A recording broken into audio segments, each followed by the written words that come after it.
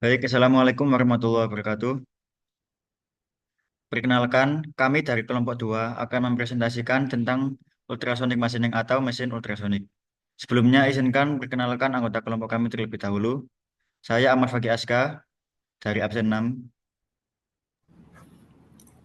Perkenalkan, nama saya Agus Santoso dari absen 4. Perkenalkan nama saya Ramadhana Julianto, absen 17.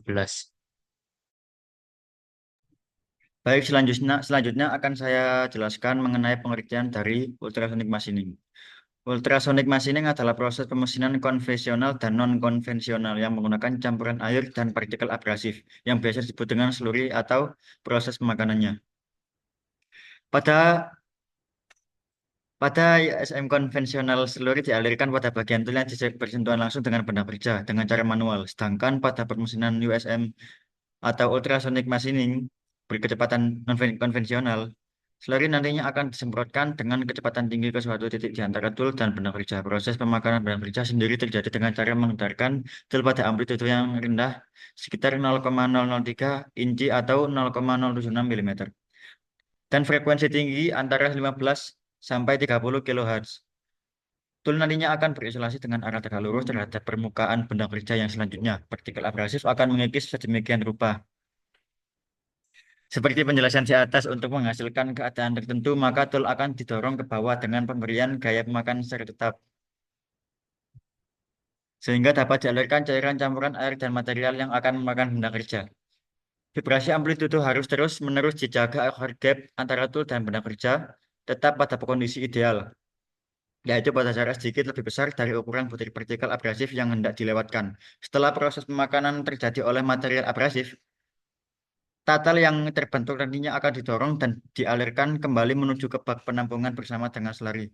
Setelah itu, slurry akan dipemakan kembali menuju benda kerja untuk melakukan proses pemesinan. Mesin ultrasonik cocok untuk mesin yang keras dan bahan yang rapuh, termasuk kaca, safir, aluminium, PHD, piezoceramics, warsa, CVD silikon, karbit, dan keramik teknis.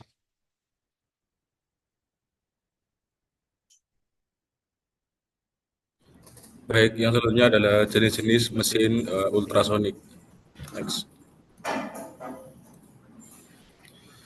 Eh, pada mesin ultrasonik sendiri itu ada dua jenis. Yang pertama ada stationer ultrasonic machining atau coining atau disingkat SUM. SUM sendiri itu digunakan untuk operasi bahan seperti kaca, keramik, dan bahan keras maupun kertas lainnya. Yang kedua ada rotary ultrasonic machining atau RUM. Untuk RF sendiri itu menggunakan alat abrasif yang diputar dan bergetar secara bersamaan. Jadi kombinasi berputar dan bergetar alat membuat ideal mesin rotary ultrasonic untuk pengeboran lubang. Jadi untuk rotary ultrasonic mesin ini digunakan untuk pengeboran lubang. Yang selanjutnya dilanjutkan oleh teman saya. Baik, untuk subbab selanjutnya adalah prinsip kerja mesin ultrasonik. Prinsip kerja mesin ultrasonik yaitu proses permesinan pada USM terjadi akibat adanya gerakan osilasi dengan frekuensi tinggi dikombinasikan dengan amplitude rendah ditransmisikan pada tool. Kemudian tatal yang timbul akibat proses pemakanan akan dialirkan menggunakan slurry dan ditampung pada tangki penampungan yang selanjutnya akan disalurkan kembali menuju pompa untuk disemprotkan kembali menuju benda kerja.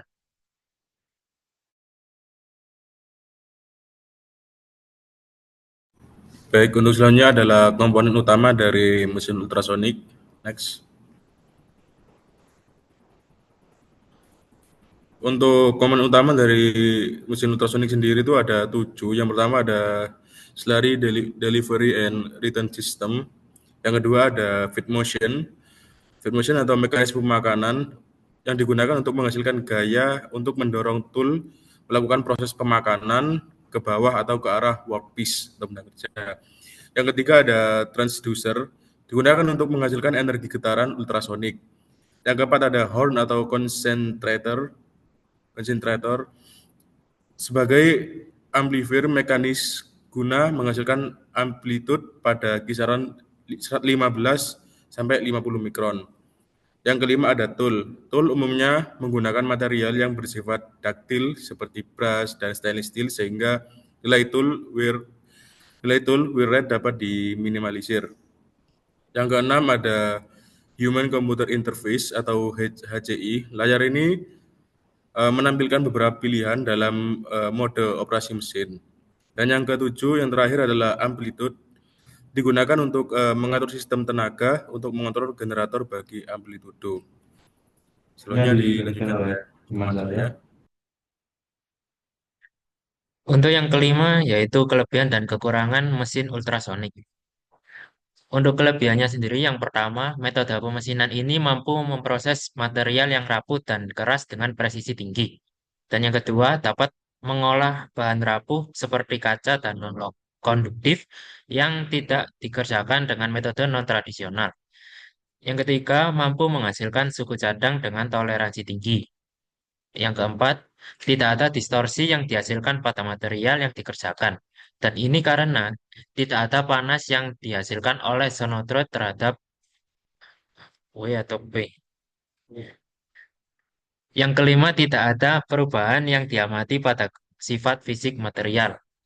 Dan keenam, suku cadang mesin yang diproduksi membutuhkan proses finishing yang lebih sedikit karena tidak adanya gerinda dalam prosesnya.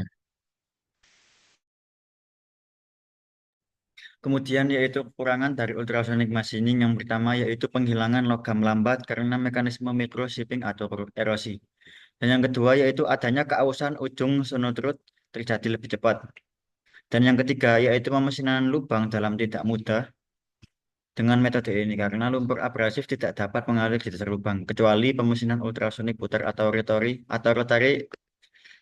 ultrasonic machine. Dan kemudian yang keempat yaitu pemesinan getaran ultrasonik hanya dapat digunakan untuk material mesin yang memiliki nilai kekerasan minimal 45 Hz.